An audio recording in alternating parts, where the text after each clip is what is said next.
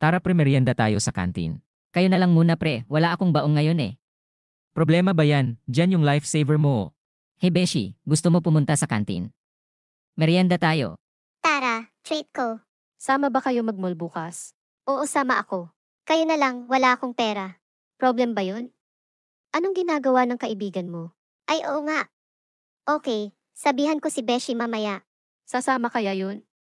Di ba nilibre ka na niya kanina sa kantin?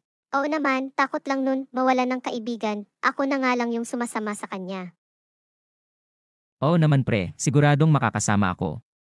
Si Beshi pa, di yun papayag na hindi ako kasama, patay na patay sa akin yun eh.